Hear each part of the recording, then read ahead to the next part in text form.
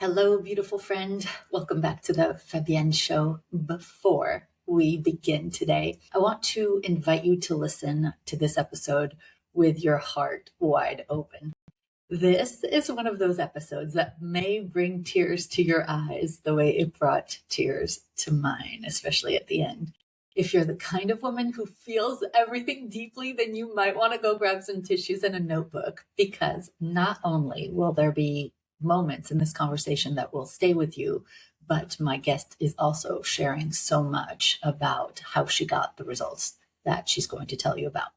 Now, today you're going to meet Elaine. Elaine runs a consulting business that helps nonprofit human service organizations raise money through grant writing. She has been doing this work for decades, and her story is the kind that makes you remember what is possible when you stop trying to do everything alone and you start building real support around you in your business. Elaine joined Boldheart in December of 2023. Her business was already bringing in strong revenue, but she will tell you herself, you'll hear this in the episode, that it still felt like controlled chaos, and she didn't fully see herself as a real business owner. And over the next year, she implemented team and systems in a way that created a major leap. She went from $389,000 to $574,000 in just 12 months. That is a 48% increase in revenue in just 1 year, about $200,000. And then life happened. Just as things were coming together, Elaine received a diagnosis that would shake anyone to their core: multiple myeloma, an incurable blood cancer. What happens next is why I wanted you to hear her story. Elaine continued to lead her business through her weekly treatments. She took a full 6-week medical leave after a stem cell transplant. She went completely dark in her business, and her team ran the company without her. And not only did the business not fall apart, it grew exponentially. By the end of that year, Elaine hit $750,000 in revenue in her business, and her own personal income increased by 28%, even while she was in treatment and even while she stepped away to recover. And I need you to feel what that means. This is not hustle harder energy. This is what happens when you build a business that can hold you instead of a business that requires you to sacrifice yourself. And this conversation is about delegation, yes. It is also about systems, sure. But it is also about something deeper. And I really want you to pay attention to Elaine's story as she tells it. It is about receiving support. It's about releasing the belief that it all has to be on your shoulders. It is about the kind of leadership that creates resilience and freedom and steadiness, even when life brings the unexpected. So wherever you are right now, let Elaine be a bridge for you. Let her story show you what is possible. Let it strengthen you and remind you that you do not have to do this business thing alone. You can get supported. And as you listen deeply to this episode, there may be a small part of you that wonders, could this type of exponential growth happen to me too if I had the right support, not just in my business, but outside of it too? And if the answer is yes, at some point during this episode, maybe you would like to get some clarity and a roadmap to get you to the next level. Please know that I offer a limited number of free calls each month. Sometimes I call them get acquainted calls, but they are really a free business audit and a roadmap to 7 figures. And yes, these are free if you're qualified. This is a time for us, you and I, to connect, where I listen deeply to what's going on for you. I show you where some strategic blocks are preventing you from getting to 7 figures, and perhaps even some of the mindset blocks that are there. And then We map out your customized plan of action to reach your next level. And I can answer any questions you may have about the program if you're curious. If that feels like something you'd like and you would like to connect with me personally, you can apply for one of these free calls at boldheart.com/call. I'll also put it into the show notes. Okay, now that you have that info, let us begin this episode. I hope you love it. Hello, dear friend. I'm so glad you've joined us for another episode of the Fabienne Show. I invite you to go get some tissues, and I might need them because I believe this is going to be a very inspirational episode. I'm already having some tears in my eyes. I want you to meet Elaine. Elaine is a member of Boldheart who, and she'll tell you her story, is here to inspire you. I know you wouldn't call it that necessarily, Elaine, but you're here to share your story. I think it's a way of giving hope, inspiration, maybe the feeling that there is a different way, a better way.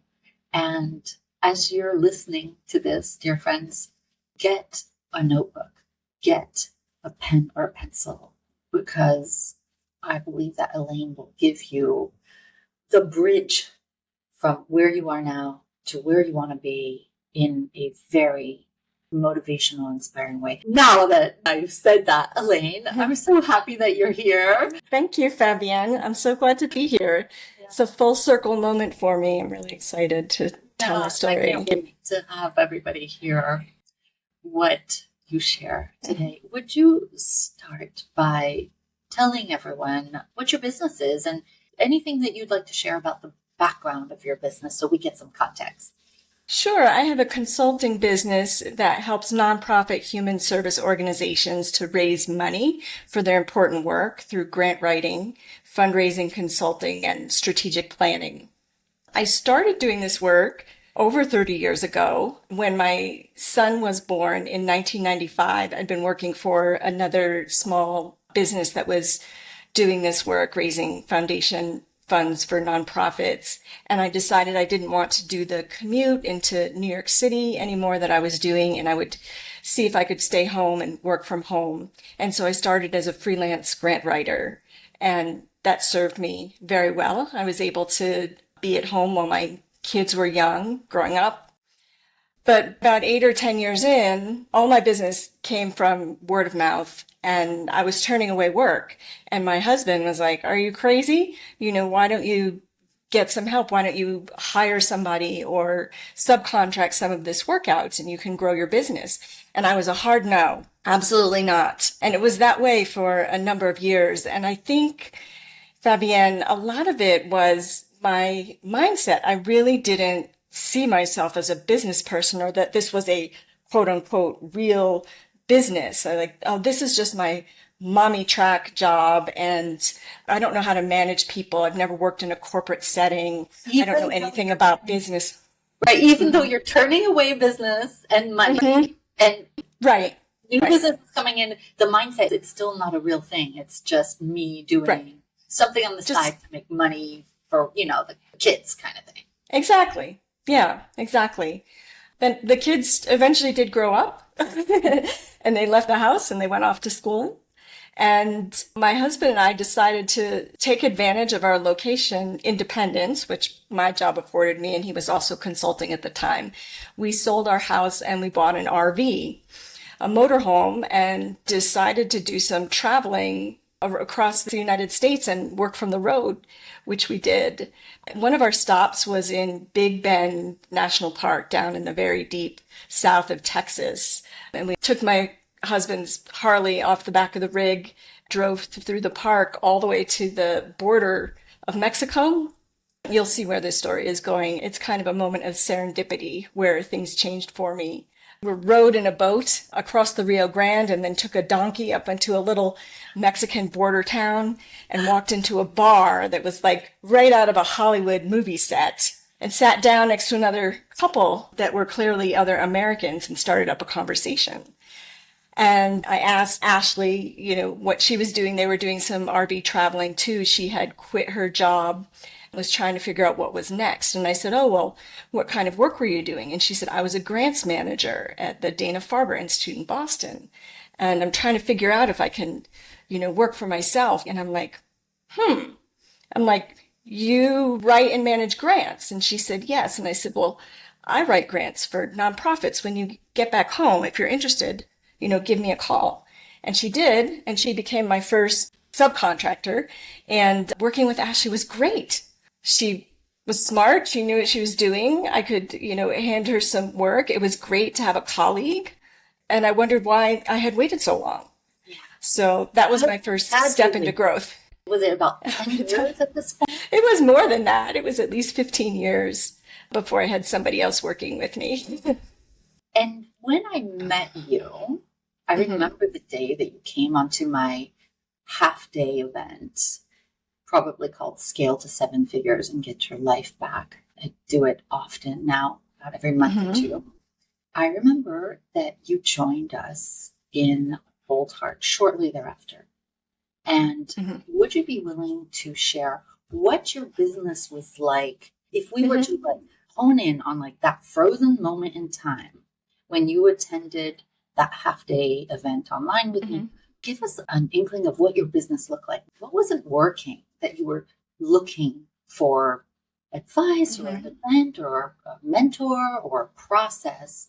Do you mind sharing with us what? Yeah, I think it was at that point I had another young woman, Alex, who had joined me, who was disenchanted with the corporate world and also looking for something different. And what I had realized was I could give people opportunities. That Ashley went ahead and started her family. She had a young child at home. Alex, she wanted some flexibility in her life. She didn't want to work for a corporation anymore. And I realized that what I had built could give other people opportunities to have a lifestyle that they wanted. And these people were also, like me, very mission driven, and we could do a lot of good work together. But I was still at the point, Fabienne, when I didn't know how to have a business. It was the three of us, our little gang of three, emailing each other, and I had Word documents with assignments to do, and there were no processes and stuff. It was controlled chaos, I think. And I was also reading your book, The Leveraged Business, where I realized, there's a blueprint, and I'm I could do this. There's a blueprint. This isn't necessarily rocket science. Even somebody like me, who I consider myself, I'm just a humanities major. Again, I don't have a head for business. Even somebody like me could figure this out and follow the steps and make it work. Yeah. Are you okay with sharing what your revenues were at that? Yeah, I even wrote down the numbers here so I could tell you exactly what they were. I appreciate that because I think the listener here really loves context. And I love it when there's transparency so that you really get the real stuff. Well, that's also part of my mindset. I didn't like to talk about money. I was very uncomfortable talking about money. And being able to talk about money is a huge part of making money and making more money. So I had to get over that hump as well. So I'm happy to say that I joined Boldheart in December 2023.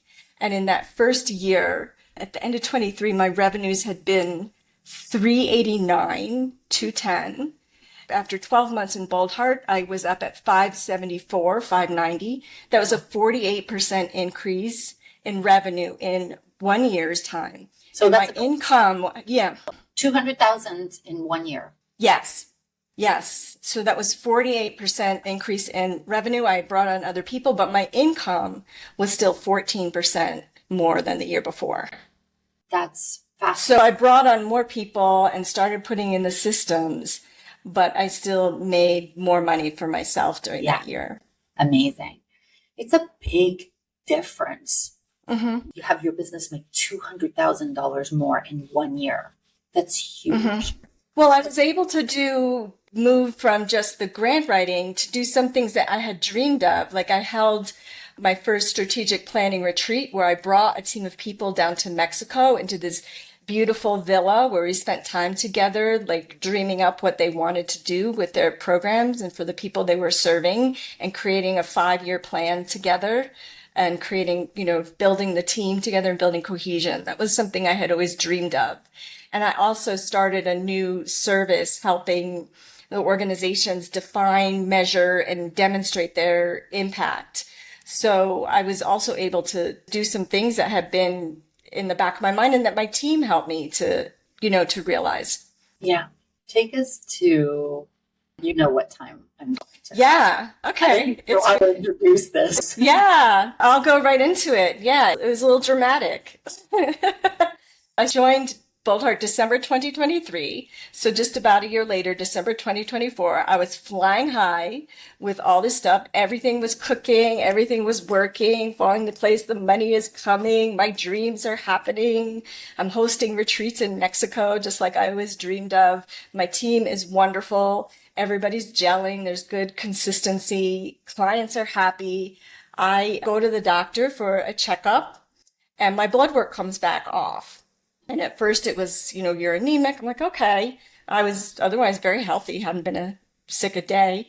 And my kids had come down to spend Christmas with us in Mexico. We have a home in Mexico. And I found out that I had multiple myeloma, which is an incurable form of blood plasma cancer, just out of the blue. I had had no real symptoms. I had no suspicion that anything was wrong. I had not been sick. I was really fit. The year before, I'd hiked to the bottom of the Grand Canyon and back up again. And I ended up spending Christmas Eve in the hospital getting a blood transfusion. Before that, I had to sit my kids down and tell them, Mom has cancer. Then it was we're in Mexico on the phone trying to figure out what to do. We're on a flight a few days after Christmas to New York City to see a specialist.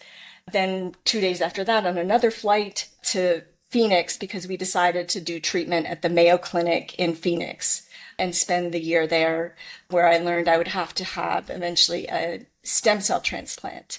So my treatment was 6 months of weekly immunotherapy. I had to go into the infusion center every Thursday and then prepare for a stem cell transplant, which had a 100-day recovery period after that.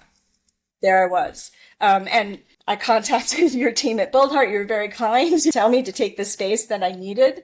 And I had, of course, all my loved ones, family and friends, saying, take care of yourself, do whatever you have to do to get well. But I realized there's a time where lying on the couch transforms from getting rest to wallowing. Yeah.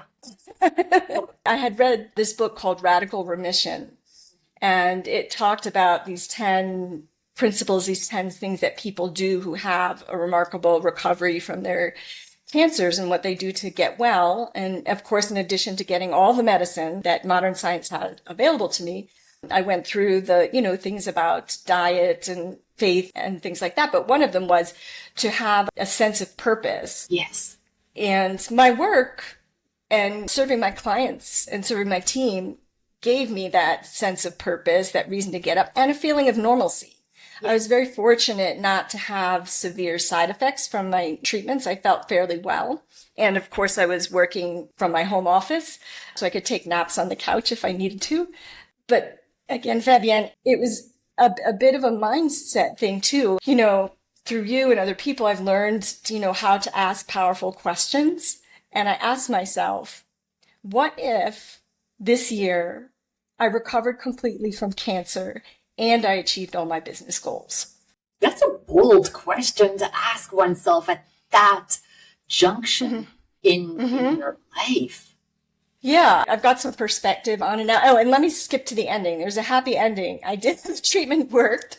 I've gone into remission for now. My cancer could come back, but there are other treatments and I'm on maintenance, but I'm feeling well. And right now there's no sign of cancer in my body a year later. Yes. So I've got some perspective now. Of course, at the beginning, my mind went there. How much time do I have? What's going to happen to my kids? What is my life going to look like? Am I going to be sick forever? All of that, the first months could be pretty dark. So your mind can go that way, focused on what you can't do or focused on why me, or your mind can go to, okay, what's good about this? And I have to tell you, there were a lot of good things that came into my life and that came out of this experience. One of which is I finally went natural with my hair. I'd been coloring my hair for 20 years and figuring out how am I gonna do this? Tell you, So I got a fresh start. every woman that I know who chooses to go gray, they glow after they do it. They seriously look so good. Yeah, I like it. Would you take us through what you emailed me recently? Mm-hmm. I think I want to go to the end and then I want to backtrack and see how you did it so that everybody Go to the end. Well, I wrote you an email because I wanted to let you know that what I had accomplished, which was I hit $750,000 in revenue that year. My own income went up another 28% during the time I was going through weekly cancer treatments and when I also had to take a 6-week medical leave. So after the stem cell transplant, I took 6 weeks completely off of, completely dark. Did not check messages, did not check Slack. I checked in with my team one time, we set a time ahead of time, but 6 weeks completely off to recover. And that was in August into September. And by December, I had reached $750,000 in revenue for that year. So not only are you working less, but you're taking almost 2 months dark, completely out. Not only they ran the whole thing. They ran the whole thing. Not only did your business not stop and implode, it grew. It grew. All my clients resigned. I was reading your email. I was at tears coming down my face. I read it like 3 times. I was just like, oh my God, I'm so celebrating you. Not only those results are extraordinary for the normal public, we kind of consider them, hashtag normal here at Boldheart. We normalize women making big leaps without working more. But you did it when you weren't even able to be there at 100%. So congratulations to go. Thank you. 300 something to 700 something in a relatively short period of time, and having to be in that dark place and all of that. I think that the woman listening to this podcast today who may have a totally different situation, maybe she doesn't have a health concern, maybe she doesn't have any big news or big thing tugging her time and energy, but she wants to know, Elaine, how did you do it? What did you learn at Boldheart? What did you implement when you were in Fabienne's care, business care, that allowed you to go from 300 something to 700 something in a short period of time, especially with what was going on in your life at that time? She wants to write down how you did it. It was building the team and empowering the team. So back when I was resistant to having a business, it was like, no, it can only be me. It can only be me. My clients only want to work with me. I'm the only one who knows how to do this the best. Nobody can do it like me. I had to let go of that, and I had to empower my team to do it, to be me, I guess. And so I hired strong people.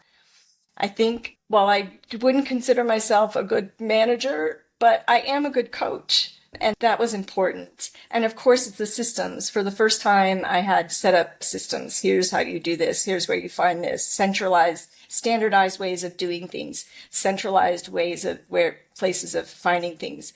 Letting people grow, letting people take the lead, letting them be client facing, taking me out of, I didn't have to be in every meeting. I didn't have to touch every document. I didn't have to make every decision. And I started that before I got sick. So when that happened, they were like, it was ready to run without me, and I had full confidence. Yeah. So essentially, the year leading up to your diagnosis, you were in the first year of the Leveraged Business Program within Boldheart, where we teach leverage your team, leverage your systems, leverage your time to work on exponential growth activities, and leverage your business model. And it's not almost like, you learn exactly how to get out of the day-to-day operations of your business not even knowing how massively important and useful that would be for the following year. And what is it that worked about how you heard these things, right? You heard about leveraging a team, but what is it specifically that moved the needle for you? You know, some people could be like, okay, hire, but there is a way that we teach hiring that impacted you. What was it about the systems that you learned within Boldheart that you'd heard about systems before because you'd been in business for a long time? What was it that made that flip of the switch that said, I can do it now? Yeah, not really though. I have to say, not. I told you it was controlled chaos, but it was also hiring using the what do you call the different tests that you use? I can't remember the name. Yeah, the assessments to find people who weren't just mini me's, who had the complementary skills. So I had people who I didn't actually have to learn as much about creating systems; they knew how to do it, and I handed over to them and they were able to, do all the things. I had somebody who put up a website for me and somebody, people creating branding for me and stuff I had never had before. I was really just, a Luddite in business. I wasn't using any of these tools. And so, finding the people who had the complementary skills and letting go. Yeah, trusting in the process, trusting in the system, seeing that there were other people in Boldheart who had implemented these things and it had worked, hearing about all of your business experience. But I think I've told you before, Fabienne, for me, it's more than 50% of it. Maybe 75% of it is mindset for me. Yeah. What flipped? I'm writing a new book. So you mentioned this is the Leveraged Business book. I'm writing a new book right now. In fact, I spent a lot of the time today working on it. It's called 7-Figure Freedom. And 7-Figure Freedom is about who you must become as a woman to be able to have your business be at 7 figures, but you have a delicious life. You work less. And I know it's an oxymoron for most people. What do you mean? If I'm already overwhelmed at 6 figures, how could I have freedom at 7 figures? It doesn't, make sense. It's counterintuitive. But as you know, having been in the program, the idea is that what got you to 6 figures won't get you to 7 figures. The team that you have that gets you to 6 figures or lack of won't get you to 7 figures. The systems or the lack of systems won't get you there. Maybe even the business model. But for you, in large part, it was the mindset. Can you take us back to your 6-figure mindset, like early 6-figure mindset, 300 something? How did it's work more, make more, like put in more hours, stay up till 2 a.m, do whatever you have to do to get it done, be available to your clients all the time, respond to emails within 60 minutes.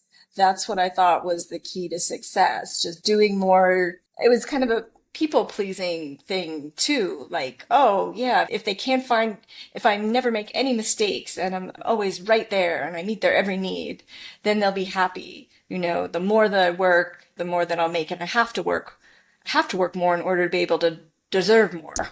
Yeah. It's almost like you're telling me what the different chapters of the book are because I wrote those today. Okay. That was my earlier mindset. Yeah. So that type of mindset produces the overgiving.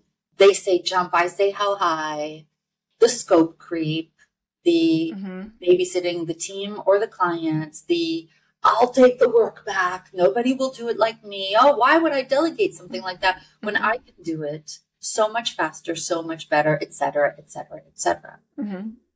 And so if we have that mindset, it creates those actions. I'm turning this into a teaching moment.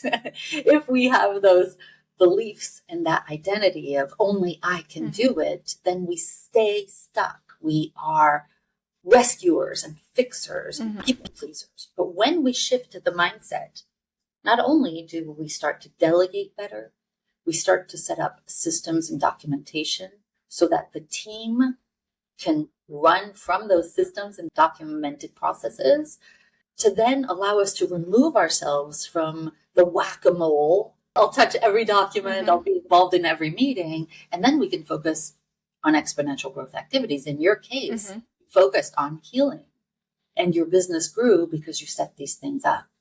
Well, I just wanted to let people know who might not be there yet, like the first time that a project goes off and you didn't have to play a direct role in it, it's like the angels start singing. It's like, oh, wow, it's possible. And the other thing that I would like to say is trying to do it all yourself. And I've learned this both through the business and through recovering from cancer. It's selfish. It's selfish. Say more about that. Well, I'll start with the cancer piece. I was first overwhelmed and humbled by the outpouring of support and the practical things that people wanted to do. People, paying for our meals. I'm like, well, we're not, I kept saying, well, we're good. But people wanted to help. They needed to help. It felt good for them. They loved me. I had to sit in that, to receive all that love, receive all that genuine concern and care. People praying for me and having their churches form prayer circles for me. People sending me gifts in the mail all the time. For me to turn that away would be cruel and selfish. And in my business too, for me to not give other people the opportunity to do work that's meaningful to them in an environment that I believe I've created a very healthy, supportive working environment, to not be able to grow and learn things and share their gifts and skills, for me to be able to say, no, only I can do it, you can't do it, that's selfish. Mm-hmm. People want to make a difference. What I've learned through having a team for 20 something years is that people sometimes don't know how to make a difference in somebody's life. And so sometimes they come into your business and they use your business to feel like they're making a difference in somebody's life. And what I got from that is that everybody wants to be part of something bigger than themselves, whether it's a movement or a business that does good in the world or some sort of charitable, effort. And when we don't let them, there's disappointment. And I once had somebody who personally helped me, not an assistant or somebody in the business. And when he said, oh, may I help you with this? I was like, oh, no, that's okay. I can handle it. And I saw on his face the genuine disappointment that I took away his opportunity to serve. And I fixed that going forward, but it's fascinating to hear from your vantage point that when we don't let somebody help us personally or professionally, we're breaking the flow of abundance. You didn't use those words, I did, but there is that law of giving and receiving that gets stopped. Yeah. And the learning too that, I knew this, but I knew that I'm not the best at everything. But to realize you can't be the best at everything. You're not supposed to be the best at everything. And trying to do everything yourself or trying to think like, oh, I just have to try harder and learn this and get better at this. No, get the people who are good and love it. And then together you'll hum as a team, and you can focus on your zone of genius and everything will be better. There's so much less stress when you're not in your zone of incompetence just trying to figure it out when there are other people who can do it better. Yeah. And it would make them happy to do it. And they're delighted to. I really believe, and you'll know this because you'll recognize that I teach this in the program, it is so much more effective to leverage your strengths, the things that already come to you naturally, the things that are already heightened skill set, where you already have experience and you crush it. It's better to leverage that, strengthen your strengths, rather than try to get good at something you are naturally not good at and therefore will never be good at. Yeah, it hamstrings the business if you're trying to do that. Yeah. And it stalls you out And when you're working the other way, I don't have to, I'll just reinforce this for everyone. You can experience flow, that sense that people talk about when things are they're just going. Little last minute things come up, you have to deal with problems or figure things out. I mean, things come up. But the bigger stuff, yeah, you can be in a place of flow in business. Yes. When you have these systems all clicking. Mm-hmm. And I think you also touched on something important that I'd like to underline for everyone listening is that when you can delegate the things that you're not good at, I'm just going to call it that, right? You're not uniquely talented or skilled at something, and you either delegate it, automate it, or eliminate it, you get back so much more of your time. Mm-hmm.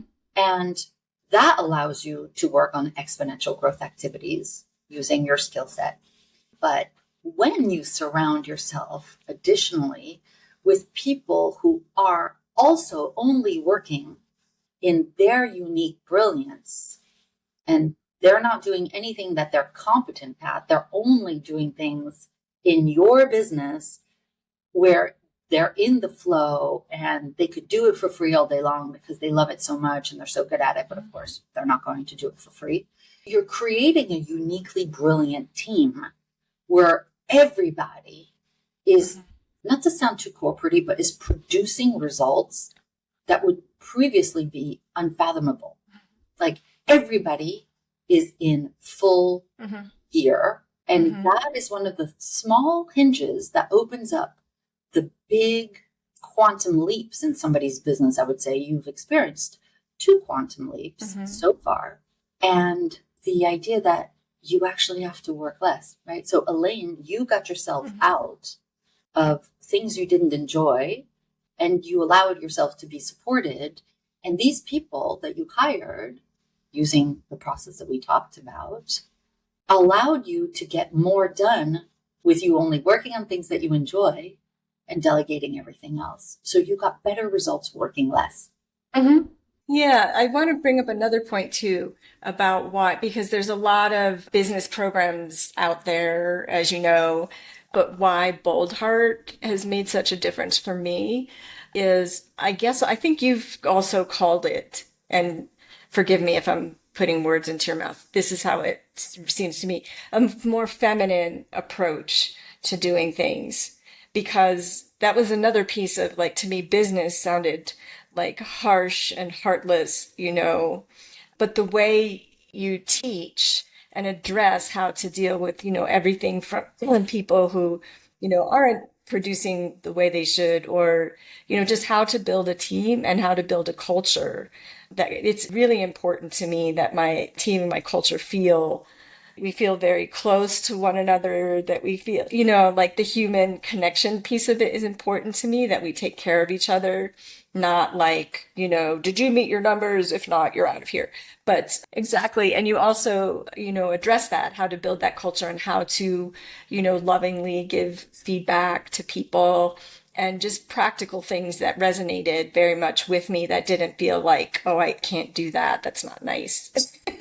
What was it that really made an impression when I talk about running your business with more feminine energy, the anti-bro culture, the anti, masculine hustle? What did, for those listening, because you've been in the program, what did you get? Like, what was it that you heard or learned? You mentioned how you are with your team. Anything else? I think for me, it's an everybody wins culture. For me, being able to talk about these numbers and being able to think of myself as the boss or the leader on this team 10 years ago would not have been comfortable with any of that. It would have felt like, I don't know, selfish but that's the other thing. I could still be generous with my team, with compensation, we do team retreats that I support and I'm able to give bonuses and give people the time off that they need and things like that are important to me. So yeah, 10 years ago, my idea of what a boss was and what a business was Yeah, it would have felt, oh, I could, too masculine. I'll have to be, oh, this is what I will have to turn into a person I won't like. And that is absolutely not true. Absolutely not true. I'm more myself in the way I'm running my business now. Yeah, I in fact believe and teach in year 2 of the program that the more you are the truest expression of who you really are in your business, Hmm. the faster and more elegant your business grows. So I've been married for coming up on 34 years, I think. And my husband and I are opposite in every possible way you could be opposite. If we took all those assessments, we would just, yeah, not, but very complimentary and it works. But whenever he gives me kind of it's some advice, or I do talk about, we do talk through things together, both of us, and what's going on in business. But often, he says things, I'm like, yeah, no. I mean, I understand where you're coming from, but no. And I feel confident now that I can do it my way, and my way works. It doesn't have to be any other certain way. But the way my way is has been very, very much validated by Boldheart. Yeah. There is a way that business coaching for women is different and necessary. When I don't know if you've ever been in a coaching program or, taken a course or something. I love the guys. I just always want to preface that, this is like not a guy bashing thing. I adore. No, it's just there are different ways, and like with my husband too, his way works for him. I For don't him. think it could work for me, but my way also works. Yeah. What I would do when I was in all the guy masterminds, like literally just guy masterminds, because there were no other options for me that felt aligned, is I would go learn the thing, what I now call bro marketing, bro selling, bro running your team. And then I'd hear it and be like, okay, I need to translate this into something that I would actually apply, because if I do it that way, it will feel so out of my alignment that I'll probably not do it. There is a lot to be said when you're a woman in business. I have to this is my magic wand. I don't know if people see video, you see my magic wand that I picked up in Sedona. So I have this, my team knows it, my clients know that I keep a magic wand on my desk because you can do all the steps, but I think everything also takes a little magic fairy dust too, a little sprinkling of fairy dust on top of it as well. Tell me, sometimes people who are listening to the podcast say, I want to know what it's like when you're in Boldheart. And first, I'd like to ask you, what is it like when you're an actual member of Boldheart? Answer in any way that you feel called to answer, and then I'll ask you some more specifics. Well, it's community. It's community. And what I think I most value is the accessibility to you and both in structured and some unstructured ways. Like if we in Boldheart have questions specific to you, there'll be a way for us to have those answered either in sessions that you arrange or your team is very available, very responsive. There's many ways for us to connect as a community in pods with accountability partners on message boards. It's just always there. It's not just, Tuesdays at 3. It's all the time. The support is always there. If you have a question, you can get almost real-time answers. You can get encouragement, support. You can, again, bring your whole self to it and talk about what you're struggling with, complete compassion and respect. That was my experience. Yeah. I think there's this unknown thing, or at least I teach it, but I haven't heard it said exactly the way that I look at it, is that in isolation, a woman experiences self-doubt. She'll have this big idea, but if she's left to her own devices, often she'll delay or won't put it into place. Conversely, when she is in an intentional, and I say intentional because she chose to be in that kind of community with other women who have big ambition, but also a big heart and a generous spirit. And when there is this culture and energy of rising tide lifts all boats, the level of belief in each other is through the roof. And when you have other women believing in you fiercely, sometimes even more than you believe in yourself, that, to use your example just a moment ago, that is the fairy dust that allows us to create results that astound all others. 48% increase and another, big quantum jump. That happens when we are surrounded with people who believe in us. Not just the instruction. The strategy is important. The how to create systems is important. How to hire, how to change your business model. That is massively important. But when we get out, when we have the courage to get out of isolation and get ourselves into this intentional community where everybody has the same goal, which is to scale while getting our freedom back, something magical happens. But to speak of the feminine and why business coaching for women is different is to understand women's biology, biochemistry, and understanding that women thrive in community. And biologically speaking, we thrive when we have access to oxytocin. And if you're listening to this and you don't know, like I didn't know, a while back what oxytocin is, it's the love and bonding hormone. You experience oxytocin when you're with people who believe in you, when you get a hug, when you high five someone, when you cry with tears of joy or sadness for someone. There is oxytocin because you're not alone. It's also, when you're nursing your baby or giggling with a child, all of that brings oxytocin. And the feminine absolutely thrives in community where everybody's supporting each other. What did you experience in Boldheart that felt like that, whether it was your AB calls, your accountability buddy calls, or the pod, or, just whatever your experience was? Yeah, well, there's certainly there's absolutely zero competition. If you think about, I don't know if that happens in other business arenas or something, but that's definitely not present. Like you said, it's everybody rooting for each other's success. And I think it's also the place where, you talked about women in isolation. Like you can have this idea that, lights you up and it's perhaps divinely inspired or something, but the practicality of it or the bigness of it, and, in your head, you'll go around and around and talk yourself down. And even maybe be afraid to say it out loud because it sounds so crazy. But in Boldheart, you can say those things out loud. You can bring it into the room and people will be like, that sounds great. You'll get support for that. Like, why not you? Or I know somebody who did something similar. Or what would your first step be? Or how can I help you? You could say it out loud and be supported and validated and not shut down. There will be no devil's advocates in the rooms. Who needs those? We got to dream big.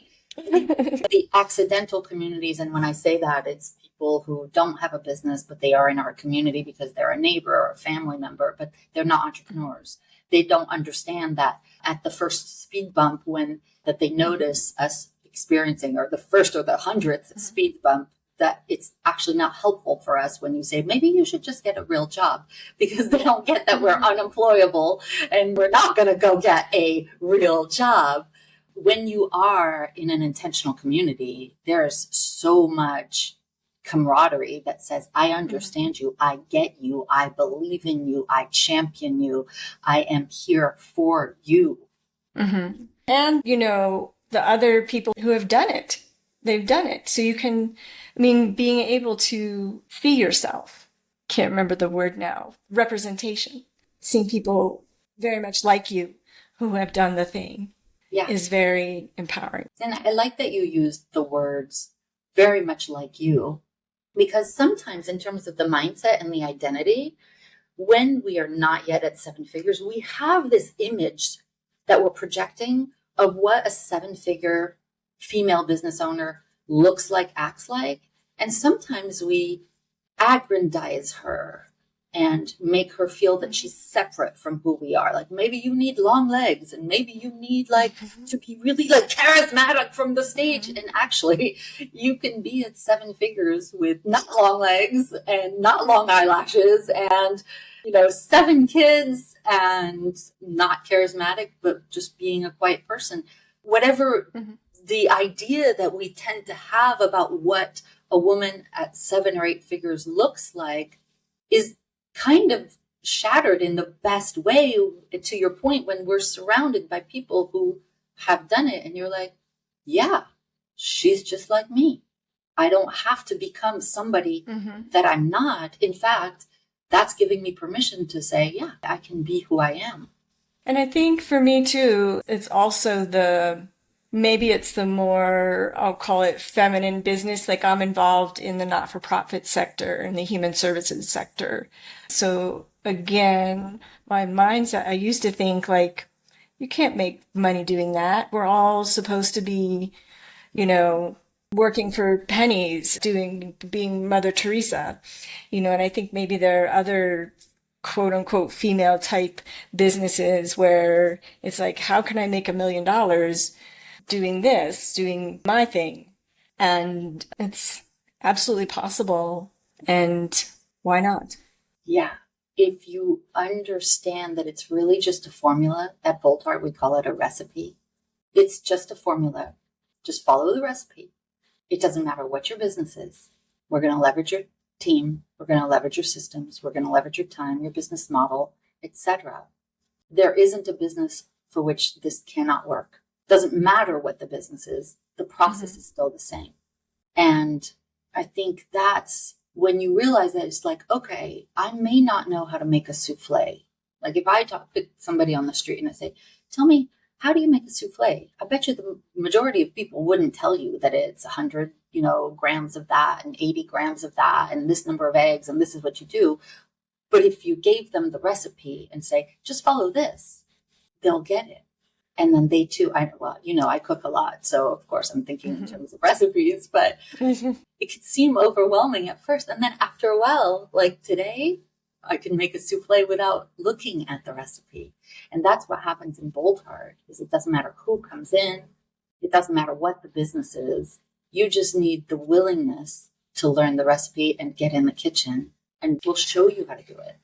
Yes, and as you had used the word normalize before, normalizing things, and it's just like with anything in life, you do it and then you become competent, but you can't become competent without doing it. And Boldheart teaches you, but also supports you, will be there, ready to catch or encourage you to get up and try it again. Yeah. Because you have to go through those steps to get to the place of competency and confidence in what you're doing. There's no way around it. So having people there to help you through the awkward stages too, when those come, is valuable. Yeah, we call it once impossible, now easy. If you think about it, when you were a child, it seemed impossible to write your name without the help of your parents, and it seemed impossible to tie your shoelaces, and it seemed impossible to ride your bike without the training wheels. And now it's easy, right? You drive a car without even realizing that you just drove that 2-mile thing. It's not conscious anymore. It's so unconscious to tie your shoelaces. And that's what happens. So the woman listening to this may think it's impossible for me to increase my business by 200,000 in 1 year, or it's impossible to even think that my business, my little business could ever get to 1 million. But once you get there, it's like, oh, yeah, I will never not be at 1 million. Another thing that's valuable for me, and it might not be this way for everyone, but if you are into personal development, there's like growing and developing a business is a huge way to grow personally in a way that will, generalize to other areas of your life. I think the confidence that you get from setting and achieving a goal or becoming competent at something that you thought you couldn't do, or, doing the thing that seemed impossible, gives you a lot more confidence, to ask yourself, well, oh, well, what else? And it absolutely transfers to other areas of your life and other goals and dreams you might have for yourself.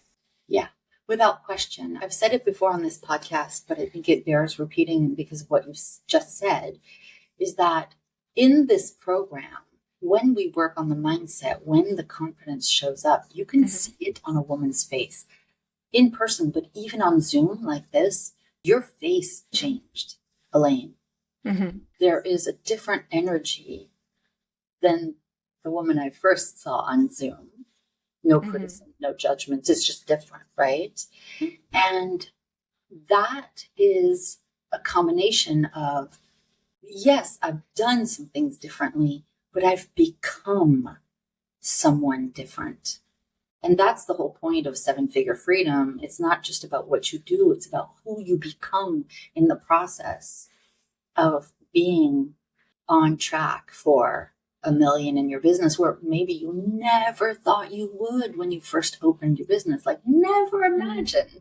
If you had told me in 1999, when I opened my first business, that 7 years later, I'd be generating $1 million in my business, and today it's been 17 or 18 years at seven figures, I would have told you that you're absolutely crazy.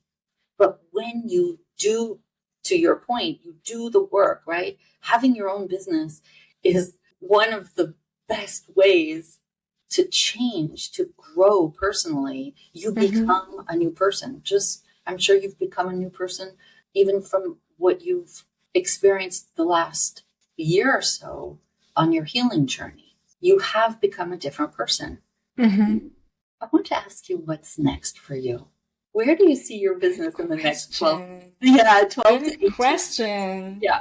Yeah, well, I have to tell you, again, we're talking about how great things are and can be, but after having that culminating event, and that was something else I wrote to you about, I think the 100 days after my stem cell transplant, after I got the news that the cancer was gone, I had also read about a fundraiser for multiple myeloma that took place on my 100th day.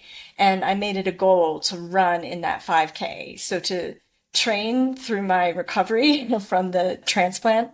And I did. I crossed the finish line. So, and my husband had planned a surprise party for people from all walks of life, all over the country, outside of the country, came to celebrate with me. It was really emotional at a high point. But then there was a little bit of a crash, like, oh, what's next? Like I got through this. It took like everything I had. And I went through a period where like small things just like rattled me. And I'm like, do I just go back to normal? Like, yeah, it was a disorienting couple of months trying to figure out what comes next after you go through this thing. But I'm through that. And so I'm starting to think more and more, even though I showed myself that I could step away from the business for 6 weeks and have it run smoothly, I still kind of jumped back in to where things were before that. I wasn't like all meddling and stuff, but I didn't take the opportunity to stay back, to be like, okay, I said jokingly to my team a couple times, oh, you guys probably don't even need me. I'll learn that you don't need me at all. Ha ha ha. But in my head, I was like, hey, you don't need me at all. So what's next for me is becoming more of an owner, even than, the head of this consulting firm, and more letting it run. And I'm thinking now in terms of exit. Yeah. And what that could look like. And it also, but asking the crazy questions, like, what would it look like if I grew my business while also leaving it, or passing it on or selling it or whatever that's going to look like.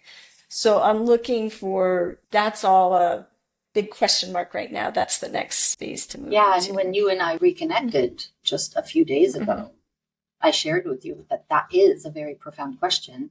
And the answer to either setting up, this is what I told you, right? And then this would be the next thing we would work on, is setting up your business to be sold for millions versus setting up your business to continue to scale without your involvement in the day-to-day is the exact same process. So It's just a question of putting more layers in place. Mm-hmm. And then you decide you're in control as opposed to having the business control you. And I think the woman who's listening right now is probably in a state of my business controls me, but you are setting yourself up to be like, well, I'm going to shape my business so that I control it and I decide what I want to do with it. Do I want to sell it for millions and exit? Or do I want to be a owner, like silent investor, and have it scale without my daily presence? And so that's what you get to choose at this point. And you've put in so many of the pieces in place. It's about taking it in that direction. It's wild. It's wild to think about. You don't ever have to be done. You don't ever have to be done. I know that before we pressed record, part of the intention that you had was to give the woman who's listening perhaps some hope or some faith that no matter what she's going through, she can, well, I don't want to put the words in your mouth. What do you want to share with the woman who's listening to this long and who's really hanging on your every word? What do you want to say? I think it's two things. I think it's the first thing about, it sounds trite to say, never giving up, but we all face, like, in life, bumps come along for everybody. Nobody's exempt. You know, whether you're having trouble in your relationship or you have a sick parent or, you know, you're going through a move, you know, you're just going through one of those difficult times. And it's easy, I think, for me, it would be easy to just say, oh, this gives me an out, or this is just too hard. And I have, you know, anyone in my shoes, people would totally understand if I put my goals aside or if I put this project on pause in order to deal with life.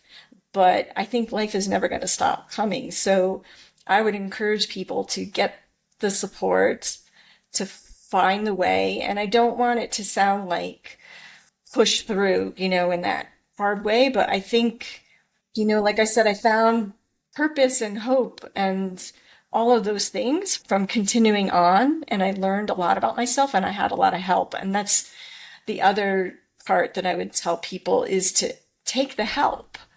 People want to help you. I wrote this, I would keep people updated on my cancer journey on Facebook, post to family and friends. And I remember this one, press the call button lesson that I had when I had to be hospitalized for 6 days. And I was like, you have to press the call button. They want you to press the call button. They'll be upset with you if you don't press the call button. So just learn to call for the help when you need it. Don't suffer through pain. Don't try to do it yourself. Don't risk falling over when you don't need to, when somebody will be there to grab your arm and escort you along the way. People want to do that. That's what we're here for each other. So that's my other lesson. Accept the help and realize that you deserve it. Yeah. And to allow it in. Allow it. Allow it. Allow the receiving. That was a huge, allow yourself to receive. Allow it to even be easy sometimes, I think. Again, those questions. Experiment with asking those better questions. What if? What if it all turned out okay? What if it was easy? What if it were easy? And what if it's all worth it in the end? What if this is one of the most pivotal points of my life? And that I will be absolutely shocked by the miracle that's on the other side. Yeah. Thank you, Elaine. What a thank you. Heart-led, inspiring, tender, chock-full conversation. You've filled my heart. And I'm sure that there are countless women listening to this who can say, like, wow, I got so much from that. Thank you for the example. My pleasure. Yeah. To be able to tell the story, to say it out loud, to say that for me, that really happened. It gives me now the courage to pursue that next chapter. Yeah. Thank you. I would love to have you back one day to share your next results. Okay. And so it is. And so it is. Thanks again, Elaine, for the richness of this conversation. And thanks everybody for tuning in and opening up pleasure. your minds and your hearts to us. Sending you all so much love. Until next time. Thanks, everybody.